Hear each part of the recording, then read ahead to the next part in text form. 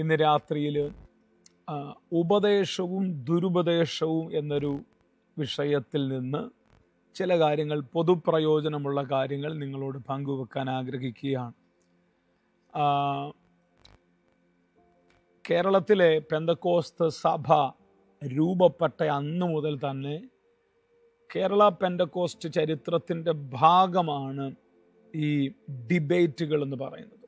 ഉപദേശം, ദുരുപദേശം, ആരാണ് ശരി, ആരല്ല ശരി, ആരാണ് തെറ്റ്, ആരല്ല തെറ്റ്, ഇങ്ങനെ കേരള പെന്തക്കോസ്റ്റ് ചരിത്രത്തിൻ്റെ ആരംഭ സമയങ്ങൾ മുതൽ തന്നെ ഈ ഡിബേറ്റുകളുടെ ഒരു സ്ഥലമാണ് കേരളം എന്ന് പറയുന്നത്. എനിക്കറിയത്തില്ല മറ്റു വേറെ ഏതെങ്കിലും ഒരു സംസ്ഥാനത്തിൽ ഇങ്ങനെ ഇത്രയും പരസ്യമായ ഡിബേറ്റുകൾ നടക്കാറുണ്ടോ എന്ന് എനിക്കറിയത്തില്ല.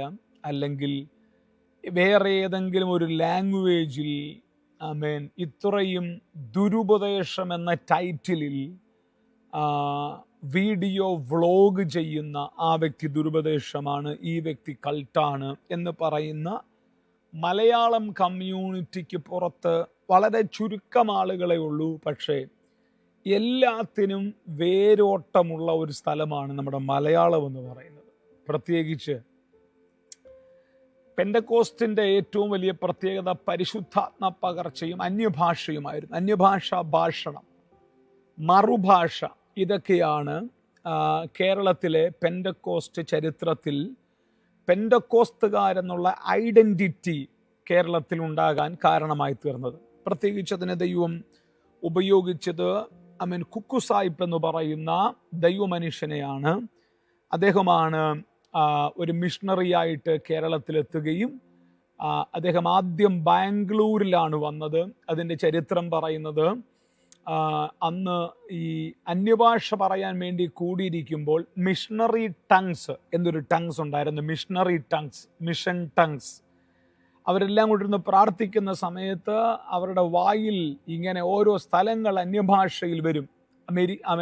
യൂറോപ്പിലിരുന്ന് പ്രാർത്ഥിക്കുന്ന സമയത്ത്, അവിടുത്തെ അന്യഭാഷ ഭാഷണം ലഭിച്ച സമയത്ത് അവരെല്ലാം കൂടെ പ്രാർത്ഥിക്കുമ്പോൾ ബംഗളൂരു ബംഗളൂരു ബംഗളൂരു ബംഗളൂരു എന്ന് അന്യഭാഷ പറഞ്ഞ് അവർ അതിനെക്കുറിച്ച് അന്വേഷിച്ചപ്പോൾ ഇന്ത്യയിലെ സൗത്ത് ഇന്ത്യയിലെ ഒരു സ്ഥലമാണ് ബാംഗ്ലൂർ അല്ലെങ്കിൽ ബംഗളൂരു എന്ന് കേട്ടിട്ട് കുക്കുസായിപ്പ് നാട്ടിലേക്ക് വന്നെന്നും ബാംഗ്ലൂരിൽ ആദ്യം അദ്ദേഹം വന്നെന്നും, പക്ഷെ ബാംഗ്ലൂരിലെ ആളുകളുടെ റെസ്പോൺസ് കുറവായ കാരണത്താൽ ബാംഗ്ലൂരിൽ നിന്നും അദ്ദേഹം വീണ്ടും കേരളത്തിലേക്ക് എത്തുകയും മധ്യ തിരുവിതാംകൂറിൽ തിരുവല്ല, പത്തനംതിട്ട, കോഴഞ്ചേരി, തിരുവനന്തപുരം, പന്തളം ഈ സ്ഥലങ്ങളിൽ അദ്ദേഹത്തിൻ്റെ സുവിശേഷ പ്രേക്ഷിത ദൗത്യത്തിൽ മുഴുകിയിരുന്നെന്നും അങ്ങനെയൊക്കെയാണ് ചരിത്രം പോകുന്നത്. പക്ഷേ ഞങ്ങൾക്ക് വളരെ സന്തോഷമുള്ളൊരു കാര്യം, എനിക്ക് വ്യക്തിപരമായി സന്തോഷമുള്ളൊരു കാര്യം, അങ്ങനെ കേരളത്തിൽ ആദ്യമായി മറുഭാഷ പ്രാപിച്ചത് എൻ്റെ വൈഫ് വിനിതായുടെ വല്യപ്പച്ചനായിരിക്കുന്ന പന്തളം മത്തായി ഉപദേശിയാണ് കേരളത്തിൽ ആദ്യം മറുഭാഷ പറഞ്ഞത് എന്ന് കേരള പെന്തക്കോസ്ത് ചരിത്രത്തിനകത്ത് രേഖപ്പെടുത്തിയിട്ടുണ്ട്. ആദ്യമായിട്ട് മറുഭാഷ പറഞ്ഞത് പന്തളം മത്തായി ഉപദേശിയാണ്. ആ പന്തളം മത്തായി ഉപദേശിയുടെ കൊച്ചു മകളാണ് എൻ്റെ ഭാര്യ വിനിത. അങ്ങനെ ഇവിടെ നിൽക്കട്ടെ.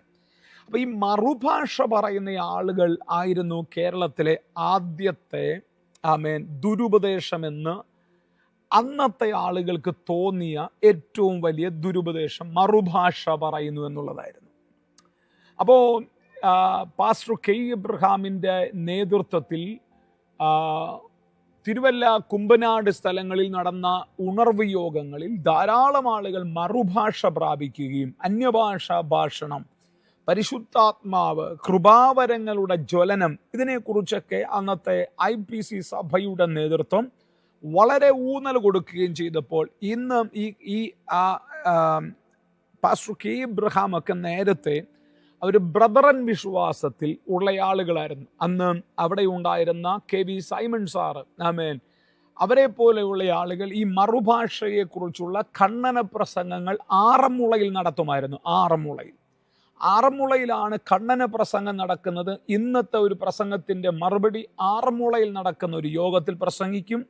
അതിന് മറുപടി അടുത്ത ദിവസം കുമ്പനാട് പ്രസംഗിക്കും, കുമ്പനാട് മറുപടി ആറന്മുളയിൽ പകരും. ഇങ്ങനെ സോഷ്യൽ മീഡിയയ്ക്ക് പകരം 2 വ്യത്യസ്തമായ വേദികൾ തന്നെ തിരഞ്ഞെടുത്ത് തുടർമാനം ഡിബേറ്റുകൾ നടക്കുമായിരുന്നു. ഇതായിരുന്നു കേരളത്തിൻ്റെ ചരിത്രം. അന്ന് മുതൽ ഇന്നുവരെ വേദികൾ മാറിയെങ്കിലും അന്ന് ഇട്ടുകൊടുത്ത സാധനം ഇപ്പോഴും ഇങ്ങനെ തുടർന്നുകൊണ്ടേയിരിക്കുകയാണ്.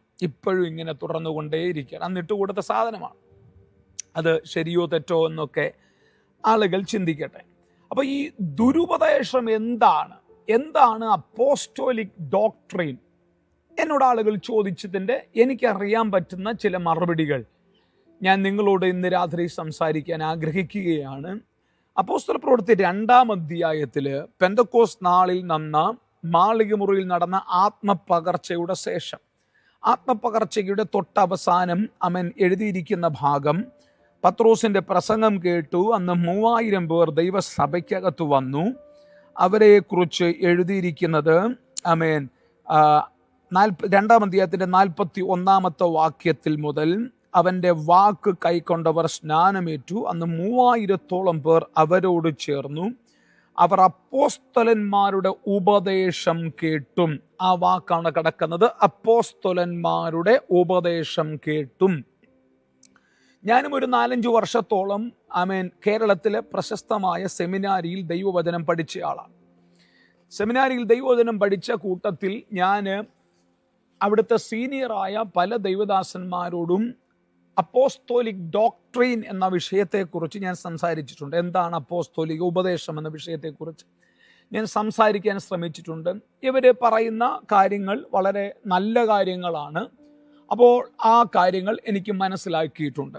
അതിനുശേഷം ഞാൻ ബൈബിൾ സ്കൂളിൽ പഠിച്ച സമയത്ത് കൾട്ട് എന്ന് പറയുന്നൊരു സബ്ജക്റ്റ് ഉണ്ടായിരുന്നു. കൾട്ട്, ദുരുപദേശം എന്ന് പറയുന്നൊരു സബ്ജക്റ്റ് ഉണ്ടായിരുന്നു.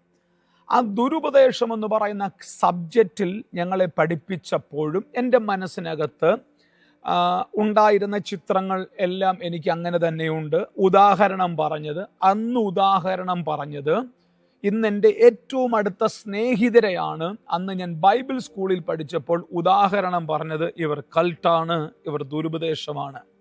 എന്നാൽ പിന്നീട് അവരുമായിട്ട് അടുത്ത് സഹകരിക്കുവാനും അവരിൽ ദുരുപദേശമില്ല എന്നും അവർ അസാധാരണമായി ദൈവത്താൽ പ്രയോജനപ്പെടുന്നവരാണ് എന്നും പിന്നത്തേതിൽ എനിക്ക് മനസ്സിലാക്കുവാനിടയായി തീർന്നു. ഓക്കെ, മടങ്ങി വരാം.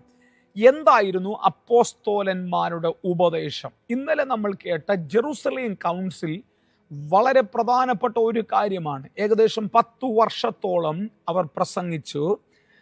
പൗലോസിൻ്റെ മിഷണറി യാത്ര കഴിഞ്ഞു. ഒരു 10-20 വർഷം ദൈവസഭ മുമ്പോട്ട് പോകുകയാണ്. അവർക്ക് എഴുതി തയ്യാറാക്കി കൊടുത്തൊരു ലേഖനം അന്ന് ആരുടെയും കയ്യിലില്ല. വാമൊഴിയായും മറ്റും അപ്പോസ്തലന്മാരുടെ ഉപദേശങ്ങളായിരുന്നു അവർക്ക് ലഭിച്ചത്. ആ ഉപദേശത്തിലൊന്നും ഇന്ന് മലങ്കരയിലെ മലയാളികൾക്കിടയിൽ ഉണ്ടാകുന്ന ഒരു ഉപദേശവും ഇന്ന് നമ്മൾ പറയുന്ന നമ്മൾ ദുരുപദേശം എന്ന് പറയുന്ന ഒരു കാര്യവും അപ്പോസ്തലന്മാർ ദുരുപദേശമെന്ന് പറഞ്ഞിട്ടേ ഇല്ല.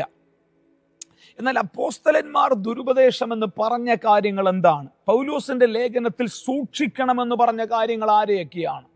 പത്രോസിന്റെ ലേഖനത്തിൽ ആരെയാണ് സൂക്ഷിക്കേണ്ടത്? യൂദായുടെ ലേഖനത്തിൽ എന്ത് സൂക്ഷിക്കണം?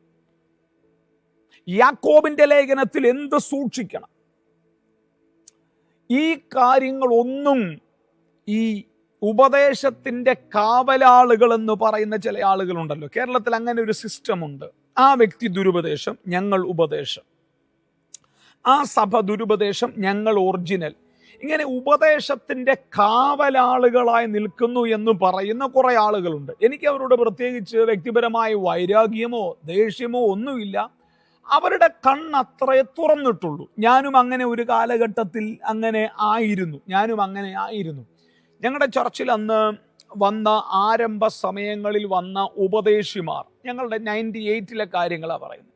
98-ൽ വിശ്വാസത്തിൽ വന്നപ്പോൾ ഞങ്ങൾ ദുരുപദേശമെന്ന് ഞങ്ങൾ കേട്ട വ്യക്തികളിൽ ദുരുപദേശ പ്രസംഗകരെന്ന് പറഞ്ഞ് ഞങ്ങളുടെ ചർച്ചിൽ വന്ന് പ്രസംഗിച്ച ഒരാളായിരുന്നു VA തമ്പിച്ചാൻ എന്ന് പറയുന്ന ആ മനുഷ്യൻ കൾട്ടാണെന്ന് ഞങ്ങളുടെ അടുക്ക് വന്ന് പ്രസംഗിച്ചിട്ടുണ്ട്. ഞാൻ ഇന്ന് അദ്ദേഹത്തിൻ്റെ ഒരു ഭയങ്കര നിത്യതയിൽ വിശ്രമിക്കുന്ന ആ മനുഷ്യൻ്റെ ഒരു ഭയങ്കര ഒരു ഒരു ഒരു ഫാനാണ് ഞാനെന്ന് പറയാൻ എനിക്ക് യാതൊരു മടിയുമില്ല.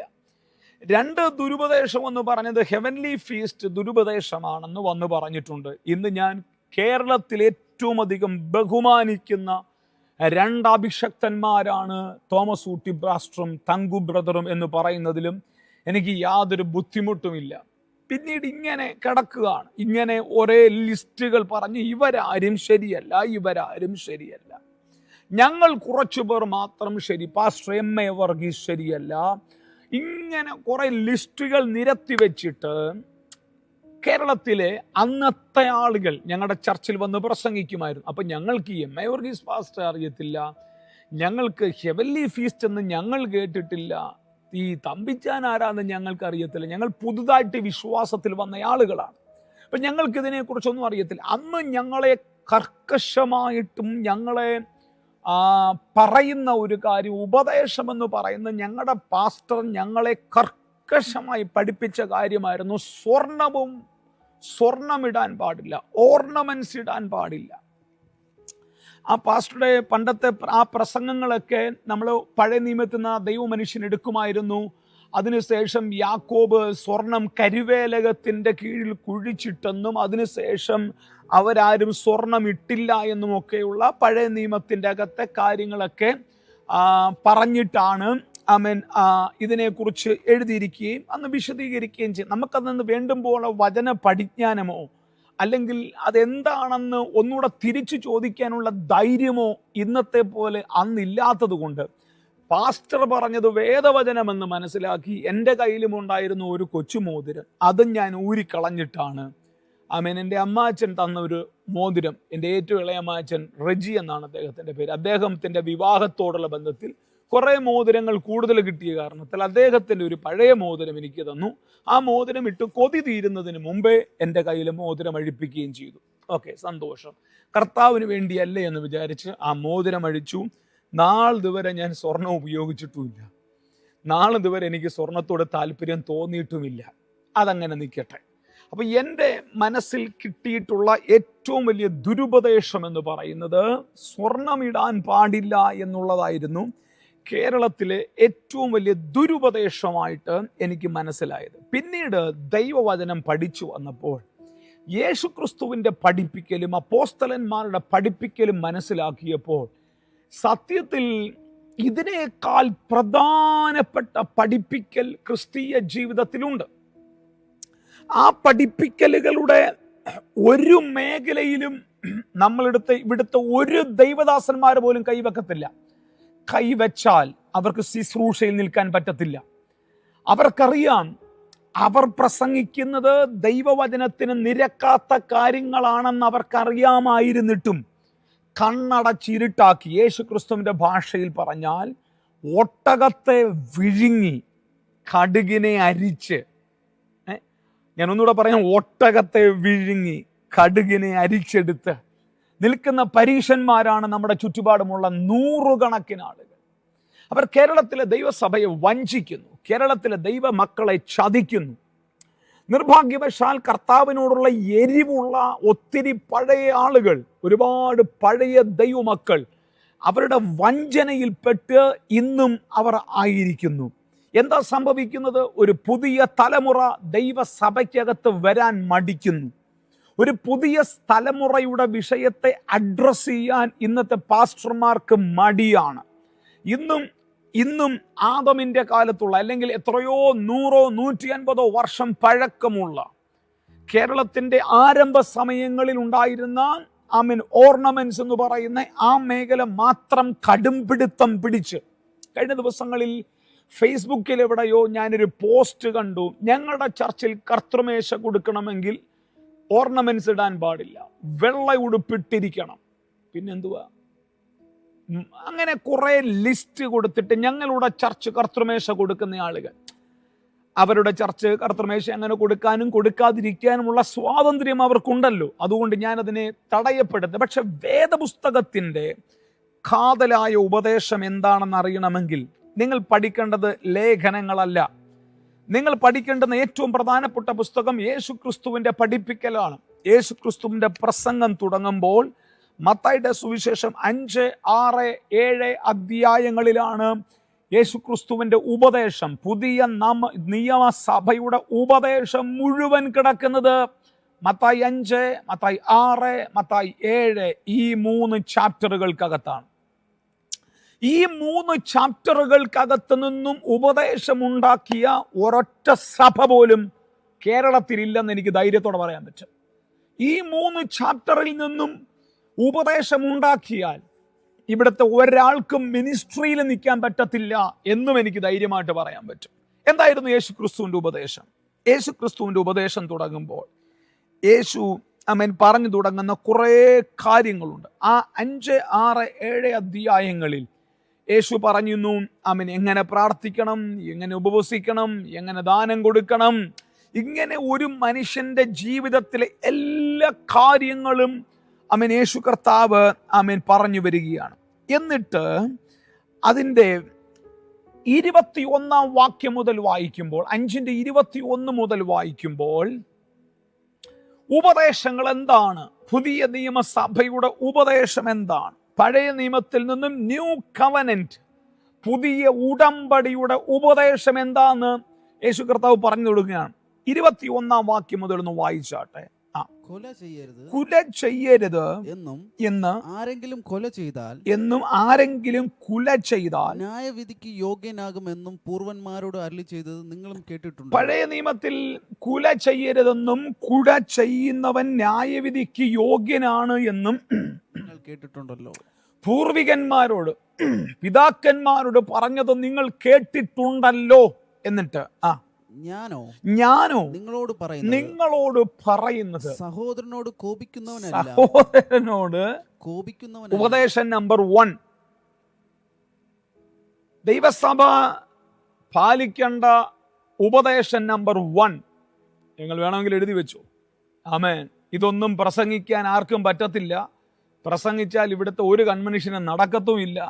എല്ലാ വാട്സാപ്പും സോഷ്യൽ മീഡിയ ഗ്രൂപ്പും പൂട്ടി വീട്ടിൽ പോകേണ്ടി വരും. ഞാനോ നിങ്ങളോട് പറയുന്നത് സഹോദരനോട് കോപിക്കുന്നവനെല്ലാം ന്യായവിധിക്ക് യോഗ്യനാകും. സഹോദരനോട് നിസ്സാര എന്ന് പറഞ്ഞാലോ ന്യായാധിപ സഭയുടെ മുമ്പിൽ നിൽക്കേണ്ടി വരും. മൂഢ എന്ന് പറഞ്ഞാലോ അഗ്നി നരകത്തിന് യോഗ്യനാകും. സ്വർണം ഊരുന്നതല്ല ഇവിടുത്തെ വിഷയം, വെള്ള ഉടുപ്പിടുന്നതല്ല ഇവിടുത്തെ വിഷയം. നിന്റെ കൂട്ടു സഹോദരനോട് അവനെ ഒരു നീ പൊട എന്നൊന്ന് പറഞ്ഞാൽ അവൻ പൊട്ടന, അവൻ മൂഢന എന്നൊന്ന് പറഞ്ഞാൽ സംഭവിക്കുന്നത് എന്താ? ഈ ഉപദേശം ആർക്കെങ്കിലും പ്രസംഗിക്കാൻ പറ്റുമോ? ഈ ഉപദേശം പ്രസംഗിക്കാൻ തൻ്റെ ഇടമുള്ള ഏതെങ്കിലും ഒരു ദൈവദാസനുണ്ടോ? ഞാൻ വെല്ലുവിളിക്കുക. ഈ ചർച്ചിനകത്ത് ഏതെങ്കിലും ഒരു ചർച്ചിനകത്ത് നിന്ന് നമ്മൾ എന്തുവാ പറയുന്നേ?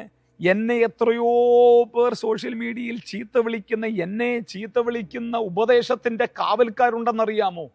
എന്നെ ചീത്ത വിളിക്കുക. അവനറിയത്തില്ല അവൻ അഗ്നിനരകത്തിന് യോഗ്യനായിക്കൊണ്ടിരിക്കുകയാണെന്നും, അല്ലെങ്കിൽ എൻ്റെ മുമ്പിൽ ഇരിക്കുന്ന ബിനോയി അല്ലെങ്കിൽ അജോ ഞാൻ എന്നെ ആക്കി വെച്ചിരിക്കുന്ന ദൗത്യത്തിൻ്റെ ഭാഗമായിട്ട് എന്തെങ്കിലും ഒരു കാര്യം പറഞ്ഞിട്ട് ഇത് ചെയ്യാതിരിക്കുമ്പോൾ ഞാൻ അവരെ വഴക്കു പറയാറുണ്ട്. ആ വഴക്കു പറച്ചിലിനെ കുറിച്ചല്ല ഇവിടെ പറയുന്നത്. ഒരു വഴക്കു പറച്ചിലുണ്ട്, നമ്മളെ ആക്കി വെച്ചിരിക്കുന്ന അധികാരത്തിൻ്റെ നിന്ന് അവരെ ശാസിക്കാറുണ്ട്. അതല്ല ഇവിടെ പറഞ്ഞിരിക്കുന്നത്. എന്നാൽ ക്രിസ്തുവിൽ കൂടെ അവനെ കാണാൻ കഴിയാതെ മൂഢ എന്നും നിസ്സാര എന്നും ഒക്കെ വിളിക്കുന്ന നമ്മൾ അഗ്നി നരകത്തിന് യോഗ്യനാകും എന്നുള്ള ഉപദേശം കേരളത്തിൽ പ്രസംഗിക്കാൻ തൻ്റെ ഇടമുള്ള ഏതെങ്കിലും ഉപദേശത്തിൻ്റെ കാവൽക്കാരുണ്ടോ? ഉപദേശം എന്ന് പറഞ്ഞിട്ട് വേദികളിൽ നിന്നും ചീത്ത വിളിക്കുന്ന നിങ്ങൾ, ഉപദേശം ഞങ്ങൾ ഉപദേശത്തിൻ്റെ കാവൽക്കാരാണെന്ന് പറഞ്ഞ് സോഷ്യൽ മീഡിയയിൽ നിന്ന് ആരോപാവട്ടെ അവരെ തുച്ഛീകരിക്കുന്ന സഹോദര, നീ നിനക്ക് തന്നെ കുഴി തോണ്ടുകയാണ് എന്ന് നിനക്കറിയത്തില്ലേ? എനിക്ക് ഈ വാക്യം അറിയാവുന്നത് കൊണ്ടാണ് ഞാൻ പലയിടത്തും പ്രതികരിക്കാത്തത്. പ്രതികരണശേഷി ഇല്ലാത്തത് കൊണ്ടല്ല. എനിക്കെതിരെ ഒത്തിരിയും അപവാദങ്ങൾ അവിടെയും ഇവിടെയും പറയുമ്പോൾ, ദുരുപദേശമാണ്, കൾട്ടാണ് എന്നൊക്കെ പറയുമ്പോൾ, സത്യത്തിൽ ഞാൻ എന്താ പ്രതികരിക്കാത്തെന്നറിയാമോ? പ്രതികരിച്ചാൽ അവനോട് മൂഢ എന്നോ തർക്കിച്ചോ പറയേണ്ടി വന്നാൽ ഞാൻ എനിക്ക് തന്നെ നരകമുണ്ടാക്കുകയാണ്. യേശു കർത്താവ് പറഞ്ഞത് വെള്ള ഉടുപ്പ് ഇടണമെന്നല്ല. യേശു കർത്താവ് പറഞ്ഞത് മാലയും കമ്മലും ഊരണമെന്നല്ല. യേശു കർത്താവ് സ്നാനത്തെക്കുറിച്ച് പോലും യേശു വളരെ പരിമിതമായിട്ട് മാത്രമേ പറഞ്ഞിട്ടുള്ളൂ. നിങ്ങളാരും എൻ്റെ കൂടെ ഉണ്ടോ ഇന്ന് രാത്രിയിൽ? ആമേൻ. അപ്പോൾ 1, മൂഢ എന്ന് വിളിക്കാൻ പാടില്ല. 2, നിസ്സാര എന്ന് പറയാൻ പാടില്ല.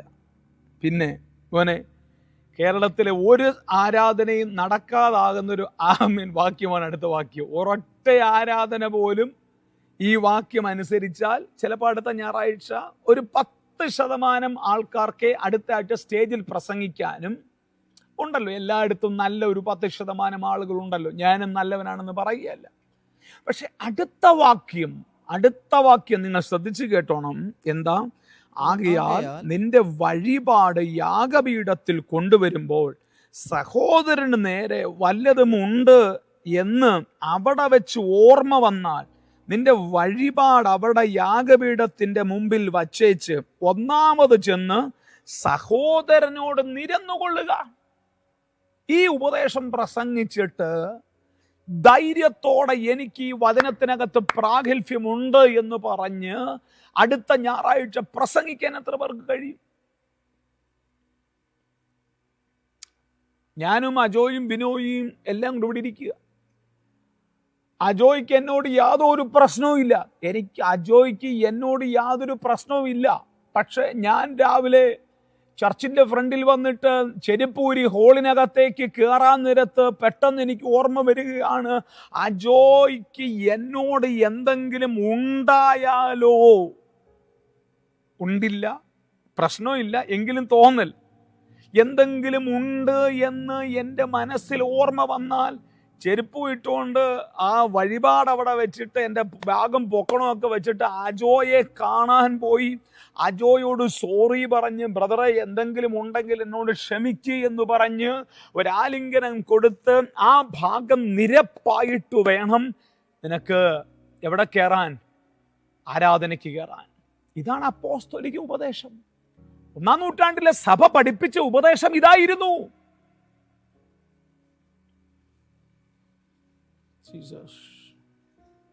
എത്ര പേര് ഈ രാത്രി എൻ്റെ കൂടെ ഉണ്ട്? എത്ര പേർക്ക് ഉപദേശത്തിൽ നിൽക്കാൻ താല്പര്യമുണ്ട്? പിന്നെ നമ്മുടെ വിഷയം, നമുക്ക് വെള്ള ഉടുപ്പിട്ടാൽ ആരെയും അടികൂടാം. പിന്നെ ഉപദേശം എന്ന് പറഞ്ഞാൽ ആരെയും ചീത്ത വിളിക്കാം. ഞാൻ ആ ഉപദേശത്തിൻ്റെ ആളെന്ന് പറഞ്ഞാൽ എനിക്ക് എന്ത് വൃത്തികേടും കാണിക്കാം. ഞാൻ ആ ഉപദേശത്തിൻ്റെ ആളെന്ന് വരുത്തി തീർത്താൽ എനിക്ക് എന്ത് തറപരിപാടിയും കാണിക്കാം. കാര്യം ഞാൻ ഉപദേശത്തിൻ്റെ കാവലാളല്ലേ. കല്ലും നെല്ലും തിരിയുന്നൊരു സമയമുണ്ട് സഹോദര. ആമേൻ. കല്ലും നെല്ലും എല്ലാം തിരിയും, ഒരു സമയം വരും. എത്ര പേരുടെ മനസ്സാക്ഷിയിൽ ആരാധനയ്ക്ക് വരുമ്പോൾ, അത് വിശ്വാസിയാകട്ടെ ശുശ്രൂഷകനാകട്ടെ, ആമേൻ, കർത്തൃമേശ കൊടുക്കുന്നതിന് മുമ്പ് കർത്തൃമേശ എടുക്കുന്നതിന് മുമ്പുള്ള കാര്യമല്ല, ഓരോ ആരാധനയ്ക്ക് വരുമ്പോഴും നിന്റെ നിർമ്മല മനസ്സാക്ഷിയിൽ ഇങ്ങനൊരു കുത്തുകൊണ്ടിട്ട് തിരിച്ചുപോയി നീ ആമേൻ ആ വ്യക്തിയോട് നിരക്കുന്നുണ്ട്. നീയാണ് ഉപദേശത്തിൽ നിൽക്കുന്നവൻ. നീയാണ് പുതിയ നിയമ സഭയ്ക്കകത്ത് ഉപദേശത്തിൽ നിൽക്കുന്ന വ്യക്തി. ഞാനിതിനു മുമ്പും പലതവണ ഈ കാര്യങ്ങൾ പറഞ്ഞിട്ടുണ്ട്. പക്ഷേ ഇന്നലെ ചിലർ കൂടെ ഈ കാര്യങ്ങൾ, പാസ്റ്ററെ അപ്പോസ്തോലിക് ഡോക്ട്രീൻ എന്താണെന്ന് ചോദിച്ചപ്പോൾ അപ്പോസ്തലന്മാരുടെ ഉപദേശം കേട്ടെന്നേ ഉള്ളൂ. എന്തു അപ്പോസ്തലന്മാരുടെ ഉപദേശം? അപ്പോസ്തലന്മാരുടെ ഉപദേശം യേശു കർത്താവ് പഠിപ്പിച്ചതായിരുന്നു. അപ്പോസ്തലന്മാരുടെ ഉപദേശം അവർ കയ്യിൽ നിന്നൊന്നും ഇട്ട് പ്രസംഗിച്ചില്ല. അവർക്ക് തോന്നിയതൊന്നും പ്രസംഗിച്ചില്ല. അവരെ 3.5 വർഷം യേശു ക്രിസ്തുവിന്റെ കൂടെ നിന്ന് എന്ത് പഠിച്ചോ എന്ത് കണ്ടോ അതാ അവർ പ്രസംഗിച്ചേ. പത്രോസ് എന്താ പ്രസംഗിച്ചേ? പത്രോസ് പ്രസംഗിച്ചു, എൻ്റെ കണ്ണ് കണ്ടത്, എൻ്റെ ചെവി കേട്ടത്, എൻ്റെ കൈ തൊട്ടത്, ആ ജീവന്റെ വചനമാണ് ഞങ്ങൾ പ്രസംഗിച്ചേ. അവരുടെ പ്രസംഗത്തിനകത്തൊന്നും ഇന്നുള്ള നമ്മുടെ ഒരു പ്രസംഗവും ഇല്ലായിരുന്നു. അവരുടെ കണ്ണ് കണ്ടതും അവരുടെ ചെവി, എന്താ അവരുടെ ചെവി കേട്ടത്? അവരുടെ ചെവി കേട്ട കാര്യമായത്.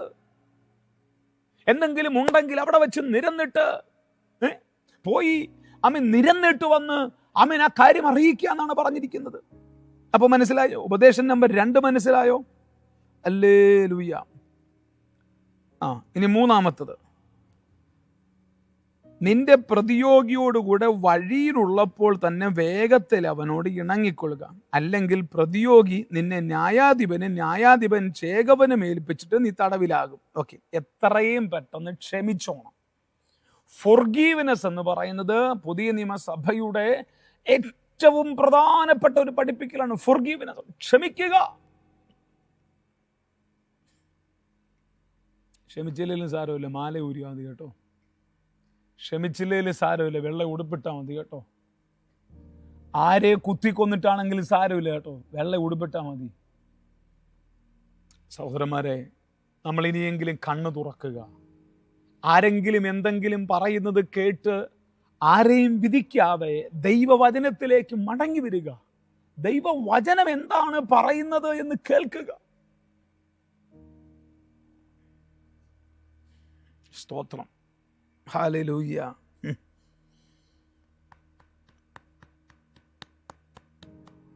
27-ാം വാക്യം, വ്യഭിചാരം ചെയ്യരുത് എന്ന് അരുളി ചെയ്തത് നിങ്ങൾ കേട്ടിട്ടുണ്ടല്ലോ. വ്യഭിചാരം ചെയ്യരുത്. വ്യഭിചാരം. എന്നിട്ട് അടുത്തത് പുതിയ നിയമത്തിന്റെ ഉപദേശം, ഞാനോ നിങ്ങളോട് പറയുന്നത് സ്ത്രീയെ മോഹിക്കേണ്ടതിന് അവളെ നോക്കുന്നവനെല്ലാം ഹൃദയം കൊണ്ട് അവളോട് വ്യഭിചാരം ചെയ്തു. അപ്പൊ സ്ത്രീയെ നോക്കുന്നത് തെറ്റല്ല, സ്ത്രീയെ മോഹത്തോടുകൂടെ നോക്കുന്നത്. സ്തോത്രം. അത് പുരുഷനെ ആകാം, സ്ത്രീയെ ആകാം. അത് സ്ത്രീ എന്ന് പറയുമ്പോൾ സ്ത്രീക്ക് മാത്രമല്ല, പുരുഷൻ മാത്രമല്ല വ്യഭിചാരം ചെയ്യുന്നത്, സ്ത്രീയും വ്യഭിചാരം ചെയ്യാറുണ്ട്.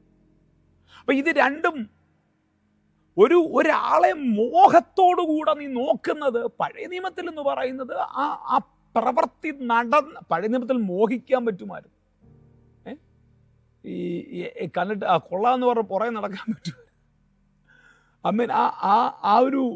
ആ പ്രക്രിയയിൽ കൂടെ പോയെങ്കിൽ മാത്രമേ അത് വ്യഭിചാരമാകത്തുള്ളായിരുന്നു. എന്നാൽ പുതിയ നിയമത്തിൽ അതല്ല, നോട്ടം പോലും തെറ്റാണെന്ന് പഠിപ്പിക്കുന്നതാണ് പുതിയ നിയമത്തിന്റെ ഉപദേശം. എത്ര പേർക്ക് ഇന്ന് രാത്രി ഈ ഉപദേശത്തെ പ്രസംഗിക്കാൻ പറ്റും? കണ്ടോ? അപ്പൊ നമ്മൾ ഇതെല്ലാം തന്ത്രപൂർവം മറച്ചു വെച്ച് ഇങ്ങനൊരു പഠിപ്പിക്കൽ ഉണ്ടെന്ന് ദൈവസഭയെ പഠിപ്പിക്കാതെ, ഇങ്ങനൊരു മേഖല ഉണ്ടെന്ന് ദൈവസഭയെ തൊടാതെ, നമ്മൾ ഇന്നും ഈ ഒട്ടകത്തെ ഒട്ടകത്തെ വിഴുങ്ങിയിട്ട് ഈ അരിപ്പ കൊണ്ട് ഈ കടുകിനെ അരിച്ചെടുത്തിട്ട് പറയാം, അവൻ സ്വർണ്ണം ഇട്ടേക്കുന്നു കേട്ടോ, അവനെ മുടക്കിയേക്കണം. അവൾ കറുത്തുടുപ്പിട്ടുകൊണ്ട് വന്നേക്കുന്നു കേട്ടോ, മുടക്കിയേക്കണം. അവൻ്റെ ചുരിദാറിന് ഇച്ചിരി, എൻ്റെ ദൈവമേ, ഇതൊക്കെ എന്ത് പറഞ്ഞാൽ ഇതെല്ലാം കേൾക്കാൻ നിൽക്കുന്ന എന്താ ഇതിന് പറയേണ്ടത്? പറഞ്ഞ് ഒരു പരിധി വിട്ട് പോയാൽ ഞാൻ അഗ്നി നരകത്തിന് യോഗ്യനാകും. അതുകൊണ്ട് മിണ്ടാൻ പോലും പ്രമാണമില്ല,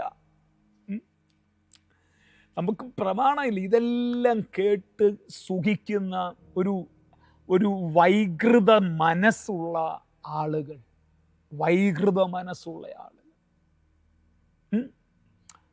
എന്നാൽ അവരോട് ഉപദേശം എന്താണെന്ന് പഠിപ്പിക്കാൻ ആർക്കും പറ്റുന്നില്ല. എന്താ ഉപദേശം എന്ന് വിശ്വാസിക്ക് അറിയത്തുമില്ല. വിശ്വാസി പറയുന്നത് അത് സ്വർണ്ണം ഇട്ടേക്കുന്നു, വിശ്വാസി പറയുന്നു ആ പാസ്റ്റർ കടുത്തുരുപ്പെടുന്നു, വിശ്വാസി പറയുന്നു ആ പാസ്റ്റർ ഫയർ എന്ന് പറയുന്നു, തീ എന്ന് പറയുന്നു, ശാപം മുറിക്കുമെന്ന് പറയുന്നു. എടാ, ഇതിനേക്കാളും വലിയ കാര്യമായി ഇവിടെ പറഞ്ഞിരിക്കുന്നേ. Curse break. ഞാൻ ഓരോന്ന് പറഞ്ഞാൽ ഈ 10 ദിവസം എടുത്താലും ഈ സാധനം തീരത്തില്ല. ഇപ്പം ആദ്യം നമുക്ക് യേശുക്രിസ്തു പഠിച്ചേക്കുന്ന കാര്യം എന്താണെന്ന് ജസ്റ്റ് ഒന്ന് മനസ്സിലാക്കാം. എന്നിട്ട് നാളെ സമയം ഉണ്ടെങ്കിൽ നമുക്ക് അടുത്ത ദിവസങ്ങൾ ഈ കാര്യങ്ങളൊന്നും മനസ്സിലാക്കി വെക്കണ്ടേ, എന്താണെങ്കിലും ആരെങ്കിലും അറിയണ്ടേ ഇത്. ഓക്കെ, സത്യമായിട്ട് ഞാൻ പറയുന്നത് സ്ത്രീയെ മോഹിക്കേണ്ടതിന് അവളെ നോക്കുന്നവനെല്ലാം ഹൃദയം കൊണ്ട് അവളോട് വ്യഭിചാരം ചെയ്തു പോയി. അപ്പം വ്യഭിചാരം ചെയ്താൽ എന്ത് ചെയ്യണം? കല്ലെറിഞ്ഞു കൊല്ലണം. സ്തോത്രം. പിന്നെ ഞങ്ങൾ വലിയ ഉപദേശം പറഞ്ഞിട്ട് ഞങ്ങൾ ചെയ്ത കാര്യം ആരോടും പറയരുത്, ഞങ്ങൾ പറയത്തുമില്ല. ഞങ്ങൾ തൽക്കാലം പറയുന്നില്ല. ഞാൻ അത്രയും പറഞ്ഞങ്ങ് വിടുക, ഞാൻ അത്രയും പറഞ്ഞ ആ ഭാഗത്തങ്ങ് മാറുക. എനിക്ക് ഓർമ്മയുണ്ട്, ഏതോ ഒരു വിഷയത്തിൽ, പേരൊന്നും പറയുന്നില്ല, ഏതോ ഒരു വിഷയത്തിൽ കൊല്ലത്ത് വെച്ചൊരു സഹോദരൻ, എനിക്ക് പേരൊക്കെ അറിയാം പക്ഷെ പറയുന്നില്ല, ആ സഹോദരനെ പോലീസ് സ്റ്റേഷനിൽ പിടിച്ച്, കൊല്ലം ഈസ്റ്റ് പോലീസ് സ്റ്റേഷനിൽ പിടിച്ചു വച്ചിരിക്കുമ്പോൾ ഞാൻ കൊല്ലം റെയിൽവേ സ്റ്റേഷനിലുണ്ട്. കൊല്ലം ഈസ്റ്റ് പോലീസ് സ്റ്റേഷൻ എന്ന് പറയുന്നത് റെയിൽവേ സ്റ്റേഷൻ്റെ തൊട്ടപ്പുറത്താണ്. റോഡ് ക്രോസ് ചെയ്താൽ ഈസ്റ്റ് റെയിൽവേ സ്റ്റേഷനിൽ, ഈസ്റ്റ് പോലീസ് സ്റ്റേഷനിലെത്താം. അപ്പം ഞാൻ പാസ്റ്റർ നോബിൾ പി തോമസിനെ കൊണ്ടാക്കാനായിട്ട്, മീറ്റിംഗ് കഴിഞ്ഞ് കൊണ്ടാക്കാനായിട്ട് ഞാൻ അവിടെ രാത്രിയിൽ റെയിൽവേ സ്റ്റേഷനിൽ നിൽക്കുമ്പോഴാണ് ഒരു ദൈവമനുഷ്യനെ, അങ്ങനെ ഞാൻ വിളിക്കുന്ന ഒരു ദൈവമനുഷ്യനെ എന്തോ ഒരു വിഷയത്തിൽ പിടിച്ച് അവിടെ നിർത്തിയിരിക്കുകയാണ്. വിഷയമൊന്നും ഞാൻ പറയുന്നില്ല. അപ്പോൾ എന്നെ ദുബൈയിൽ നിന്ന് ഒരാൾ വിളിച്ചിട്ട് പറയുകയാണ്, ആ മനുഷ്യൻ എനിക്കെതിരെ ഒത്തിരി അപവാദങ്ങൾ പറഞ്ഞിട്ടുള്ള മനുഷ്യനാണ്, ഒരുപാട് അപവാദങ്ങൾ എനിക്കെതിരെ പറഞ്ഞിട്ടുള്ള മനുഷ്യനാണ്. അപ്പോൾ എനിക്ക് ഒരു ഫോൺ കോൾ ദുബൈയിൽ നിന്ന് വരികയാണ്, നിങ്ങളുടെ ശത്രു ഈസ്റ്റ് റെയിൽവേ സ്റ്റേഷനിൽ ഇരിപ്പുണ്ട്, പോയി ഒരു ഫോട്ടോ എടുത്ത് അയച്ചു തരാമോ? നിങ്ങളുടെ ശത്രു ഈസ്റ്റ് റെയിൽവേ സ്റ്റേഷനിൽ ഇരിപ്പുണ്ട്, പോയി ഒരു ഫോട്ടോ എടുത്ത് അയച്ചു തരാമോ? അപ്പം ഞങ്ങളുടെ കൂടെയുള്ള സഹോദരന്മാർക്ക് ഒരു കൊച്ചു പയ്യന്മാരില്ല, അവർ പറഞ്ഞു പാസ്റ്റർ അയച്ചാ പോകാമെന്ന് പറഞ്ഞു. ഞാൻ പറഞ്ഞു മോനെ പോകാൻ പാടില്ല, നമ്മുടെ മൊബൈലിൽ അദ്ദേഹത്തിൻ്റെ ഫോട്ടോ എടുക്കാൻ പാടില്ല, നമ്മുടെ മൊബൈലിൽ അദ്ദേഹത്തിൻ്റെ ഒരു കാര്യം ഷെയർ ചെയ്യാൻ പാടില്ല.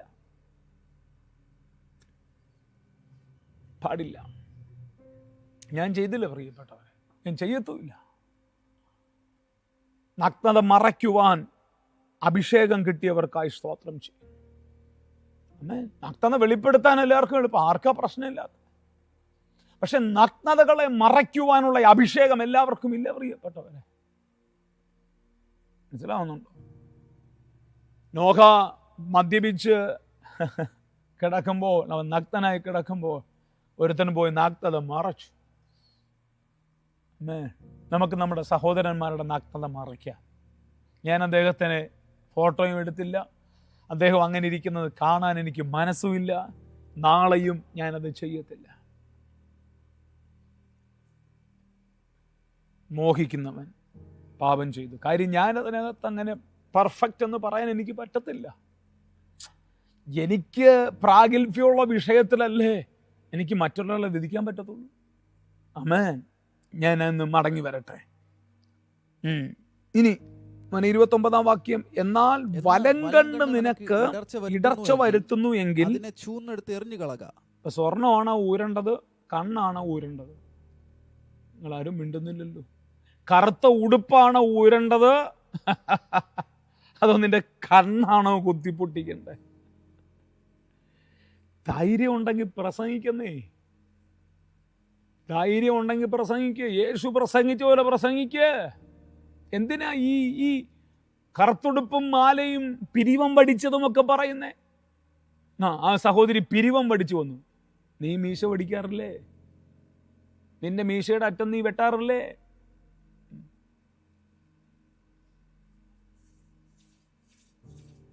നിങ്ങളാരും ഒന്നും മിണ്ടുന്നില്ലല്ലോ. എന്തു പറ്റി എല്ലാവർക്കും? എല്ലാവരും ഭയങ്കര സീരിയസ് ആണല്ലോ. ആരെങ്കിലും ഒരു ഹല്ലേലൂയ പറ. ആമേൻ. അപ്പോൾ എന്താ പറഞ്ഞിരിക്കുന്നത്? നിന്റെ വലങ്കണ്ണ് നിനക്ക് ഇടർച്ച വരുത്തുന്നു എങ്കിൽ അതിനെ ചൂഴ്ന്നെടുത്ത് ഒരു കത്രികയും കൊണ്ടുവന്ന് പൂത്തിച്ച്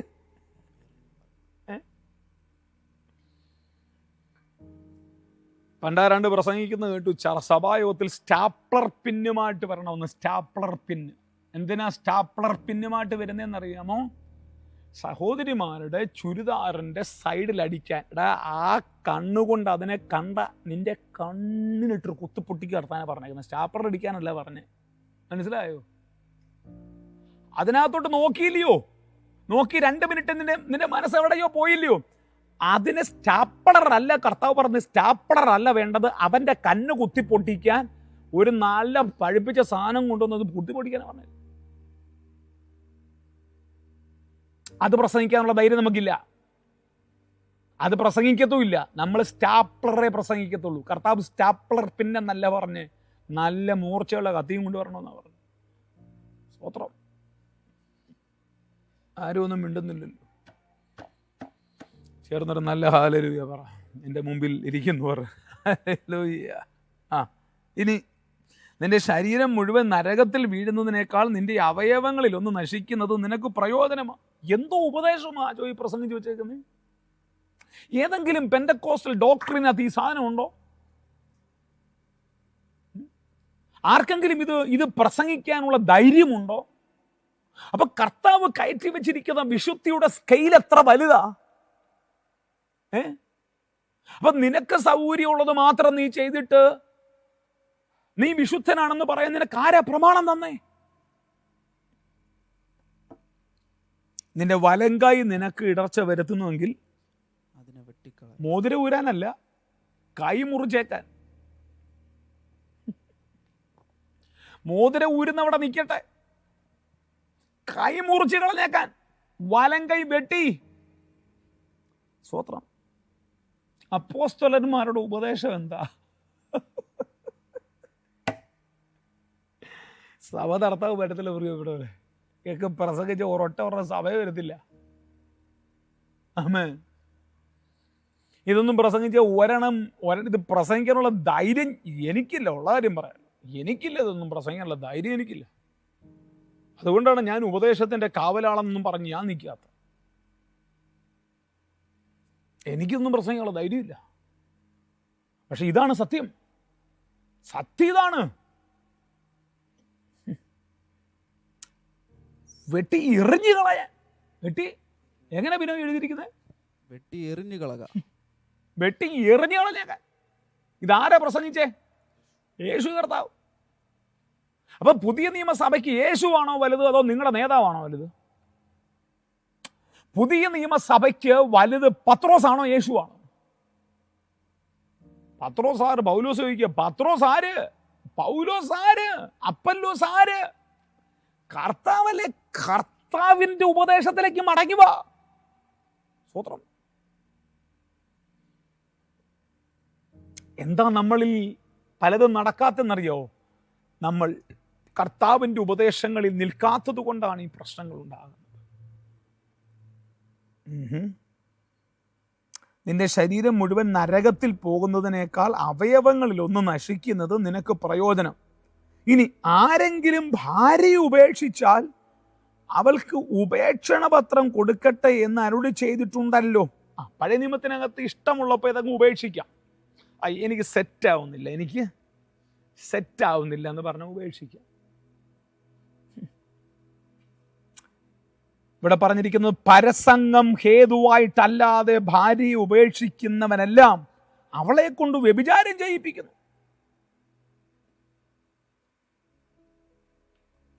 അപ്പൊ പുതിയ നിയമസഭയിൽ ഭാര്യയെ ഉപേക്ഷിക്കാൻ, ഡിവോഴ്സ് കൊടുക്കാനുള്ള വകുപ്പ് എന്താന്ന് ചോദിച്ചാൽ ഇവിടെ പറഞ്ഞിരിക്കുന്നത് ഈ സാധനങ്ങൾ തന്നെയാണ് പൗലോസിന്റെയും പത്രോസിന്റെയും ലേഖനത്തിൽ കിടക്കുന്നത്. പരസംഗം ഹേതുവായി വ്യഭിചാര കുറ്റത്തിൽ പിടിക്കപ്പെട്ടു, അവളെ ഉപേക്ഷിക്കാം.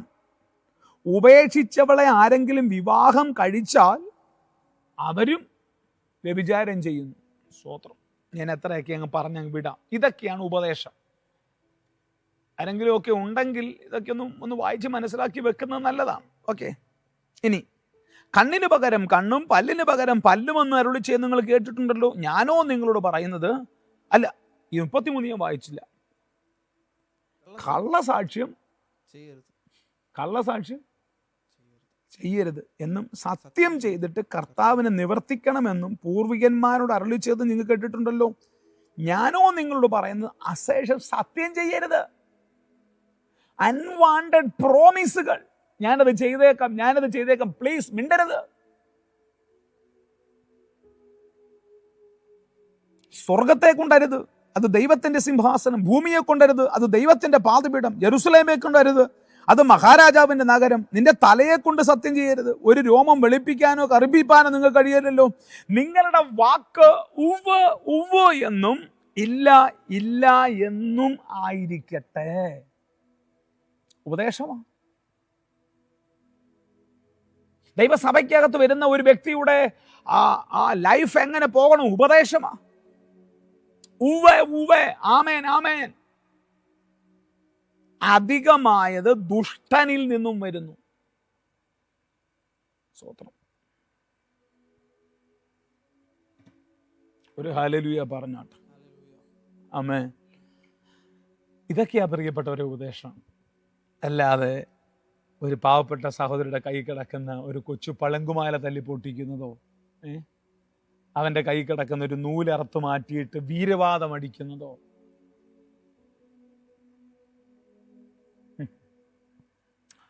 ഞാനും ഇന്ന് രാത്രിയിൽ ഞാൻ ഉച്ചയ്ക്ക് 2-3 വീട്ടിൽ പോയി.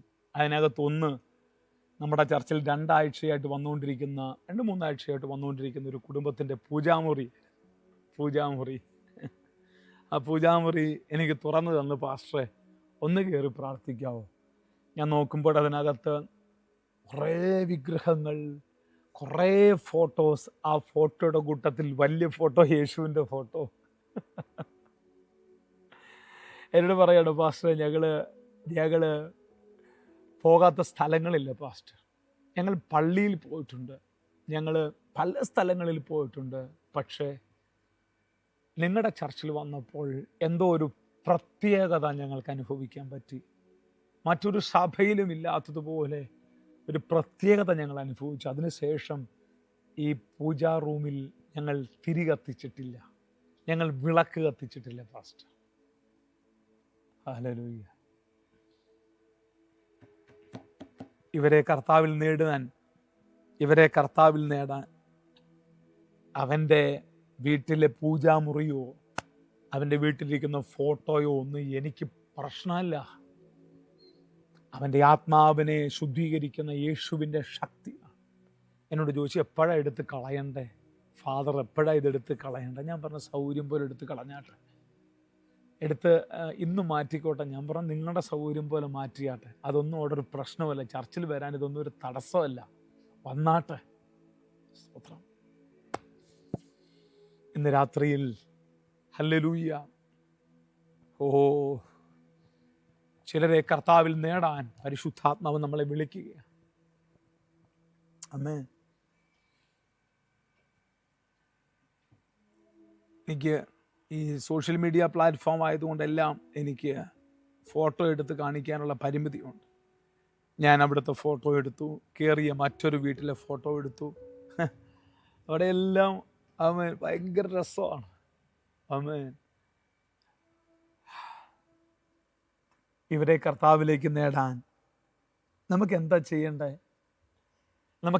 എവിടെയാ നമുക്ക് കർത്താവിൻ്റെ സ്നേഹം അവർക്ക് വെളിപ്പെടുത്തി കൊടുക്കാനുള്ളത്? അടങ്ങി വരട്ടെ. ക്ഷമിക്കണം, അത് ഭയങ്കര പ്രധാനപ്പെട്ട ഉപദേശമാണ്. 38-ാമത്തെ വാക്യത്തിൽ കണ്ണിന് പകരം കണ്ണും പല്ലിന് പകരം പല്ല് എന്നും അരുളിച്ചെയ്ത് നിങ്ങൾ കേട്ടിട്ടുണ്ടല്ലോ. ഞാനോ നിങ്ങളോട് പറയാം, ദുഷ്ടനോട് എതിർക്കരുത്, നിന്റെ വലത്തെ ചെകിടത്ത് അടിക്കുന്നവന്. ഈ വാക്യം മഹാത്മാഗാന്ധിക്ക് മനസ്സിലായി. ഇന്ത്യൻ സ്വാതന്ത്ര്യ സമരത്തിൻ്റെ മുൻനിരയിൽ നിന്ന് അഹിംസ എന്ന സിദ്ധാന്തം ഇന്ത്യൻ ഹിസ്റ്ററിയിൽ കൊണ്ടുവരാനുള്ള കാരണം മഹാത്മാഗാന്ധി വായിച്ച ഈ കാര്യമാണ്. യേശുക്രിസ്തുവിന്റെ ഉപദേശമാണ് മഹാത്മാഗാന്ധിക്ക് മനസ്സിലായത്. കണ്ണിന് പകരം കണ്ണ്, പല്ലിന് പകരം പല്ല് എന്നുള്ളത്. ഞാനോ നിങ്ങളോട് ദുഷ്ടനോട് എതിർക്കരുത്, നിന്റെ വലത്തെ ചെകിടത്ത് അടിക്കുന്നവന്. മറ്റവിടെ തിരിച്ചു കാണിക്കുക, ബ്രദറെ അടിച്ചത് മതിയായില്ലേ, ഒന്നും അടിച്ചിട്ട് പോകും. ഒന്ന് പറഞ്ഞാൽ രണ്ട് പറയുന്ന ക്രൂരന്മാരായ മനുഷ്യർക്ക് നടുവിൽ ക്രിസ്ത്യാനിറ്റി എന്താന്ന് തെളിയിക്കണമെങ്കിൽ നീ വെള്ളം ഉടുപ്പിട്ടിട്ട് കാര്യമില്ല. ആമേൻ. പ്രത്യേകിച്ച് നമ്മൾ ഈ നമുക്കൊക്കെ ഒത്തിരി പ്രശ്നങ്ങളാണല്ലോ. ആമേൻ. പ്രത്യേകിച്ച് ഈ വണ്ടിയൊക്കെ യാത്ര ചെയ്യുമ്പോഴൊക്കെ നമ്മുടെ കാറിൻ്റെയൊക്കെ പുറകിൽ സ്റ്റിക്കറൊക്കെ കാണും, യേശു നിന്നെ സ്നേഹിക്കുന്നു എന്നൊക്കെ പറഞ്ഞ് സ്റ്റിക്കറൊക്കെ ഒട്ടിച്ചിട്ട് നമ്മൾ ഈ ഓപ്പോസിറ്റ് വരുന്നതിനെ ചീത്ത വിളിച്ചിട്ടൊക്കെ പോകുമ്പോൾ വളരെ സൂക്ഷിക്കണം നമ്മൾ. ഹല്ലേലൂയ. ഞാൻ ഓർക്കുന്നു, എൻ്റെ ആദ്യത്തെ ഒരു കാറിനകത്ത് എഴുതിയിരുന്നത് നിങ്ങൾക്കറിയാമോ യേശു നിങ്ങളെ സ്നേഹിക്കുന്നു എന്നുള്ളതാണ്. നിങ്ങൾക്കറിയാമോ യേശു നിങ്ങളെ സ്നേഹിക്കുന്നെന്ന്. അപ്പോൾ ഞങ്ങളുടെ ഒരു കൂട്ടു സഹോദരൻ, പണ്ട് 2009 കാര്യമാണ് ഞാൻ പറഞ്ഞത്. അപ്പം ഞങ്ങളിങ്ങനെ വണ്ടി ഓടിച്ചു വന്നു. ഞങ്ങളെ പെട്രോൾ പമ്പിൽ വെച്ച് എന്തോ ഒരു കൊച്ചു സംസാരമൊക്കെ ഉണ്ടായിട്ട് എൻ്റെ വണ്ടി ഓടിച്ച സഹോദരൻ പറഞ്ഞു, എന്തോ പൗരുഷമായിട്ട് സംസാരിച്ച് ചൂടായി. അദ്ദേഹത്തോട് സംസാരിച്ചു. അദ്ദേഹത്തോട് സംസാരിച്ചപ്പോൾ 2009 കാര്യമാണ്, ഇപ്പോഴത്തെ കാര്യമല്ല. അപ്പം ആ പുറകിലെ ആൾ ചോദിച്ചു, എടേ നിങ്ങളുടെ കാറിനകത്ത് എഴുതിയിരിക്കുന്നത് ഇങ്ങനെയല്ലല്ലോ ഇവർ, നിങ്ങളെ യേശു നിങ്ങളെ സ്നേഹിക്കുന്നതാണല്ലോ. അപ്പോൾ ഈ ഡ്രൈവർ പറയുക, അത് യേശുവാ സ്നേഹിക്കുന്നത്, ഞാനല്ലെന്ന്.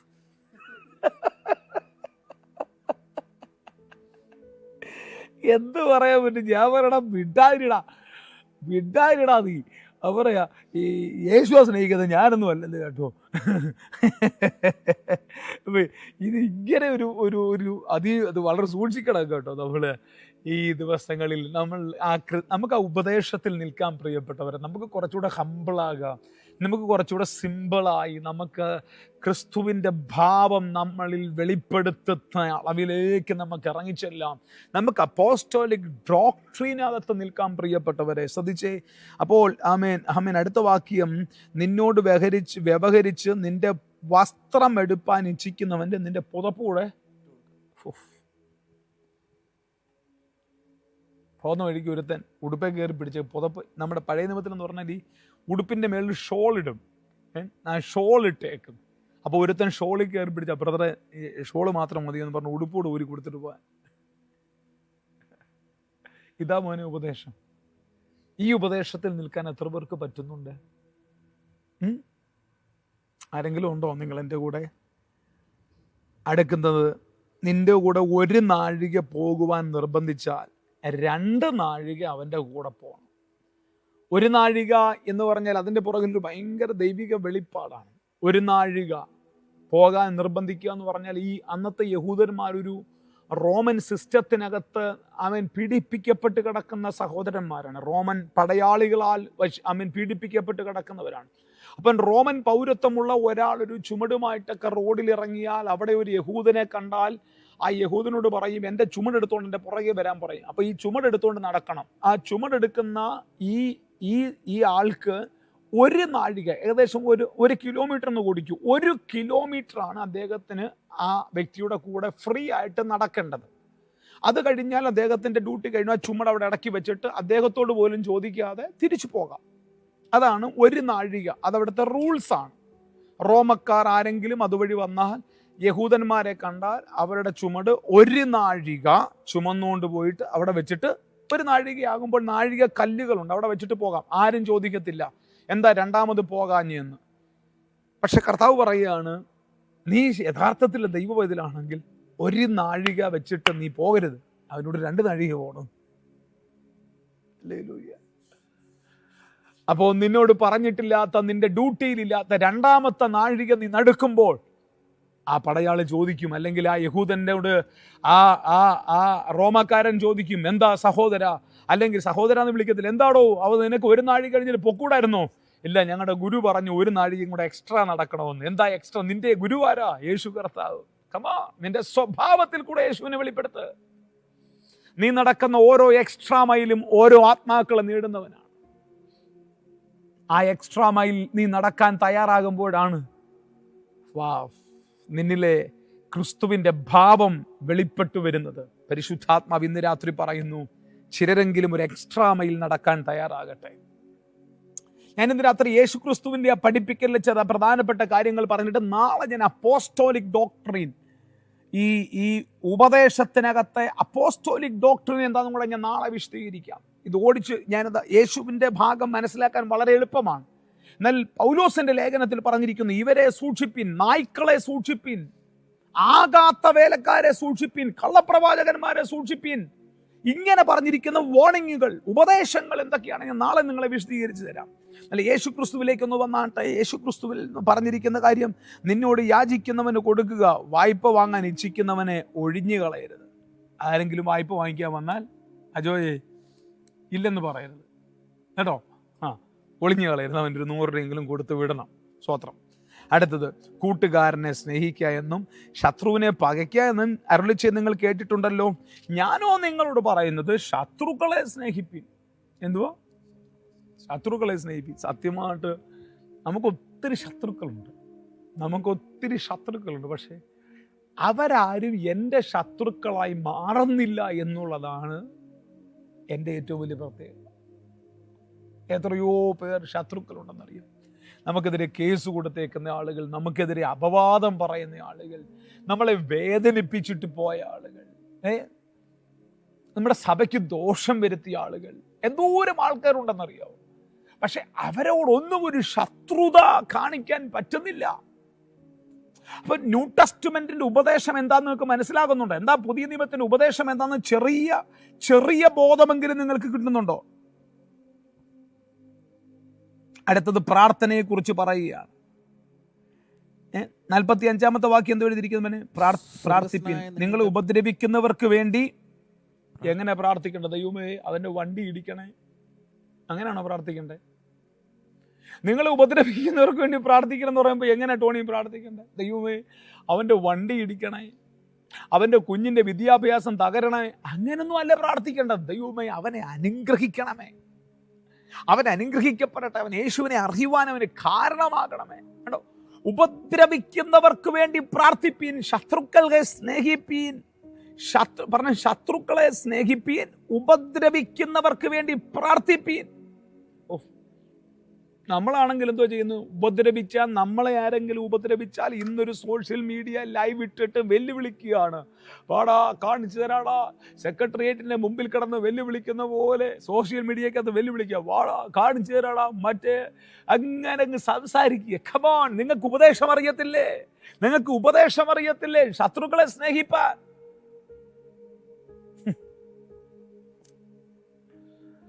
സ്വർഗസ്ഥനായ നിങ്ങളുടെ പിതാവിന് പുത്രന്മാരായി തീരേണ്ടതിന് അവൻ ദുഷ്ടന്മാരുടെയും മേലും നല്ലവരുടെ മേലും തൻ്റെ സൂര്യൻ ഉദിപ്പിക്കുകയും നീതിമാന്മാരുടെ മേലും നീതികെട്ടവരുടെ മേലും മഴ ചെയ്യിക്കുന്നുവല്ലോ. നിങ്ങളെ സ്നേഹിക്കുന്നവരെ സ്നേഹിച്ചാൽ നിങ്ങൾക്ക് എന്ത് പ്രയോജനം? നിങ്ങളെ സ്നേഹിക്കുന്നവരെ മാത്രം, ബിനോയിയെ സ്നേഹിക്കുന്നവരെ മാത്രം ബിനോയി സ്നേഹിച്ച് നടക്കുക. അയ്യോ, ബിനോയി ആരെങ്കിലും സ്നേഹിച്ചാൽ ബിനോയ്ക്ക് അവരോട് ഭയങ്കര സ്നേഹം. എന്ത് പ്രയോജനം? നീ ക്രിസ്ത്യാനിയല്ല, നീ ക്രിസ്ത്യാനിയല്ല, നീ പെന്തക്കോസ്തുകാരനല്ല.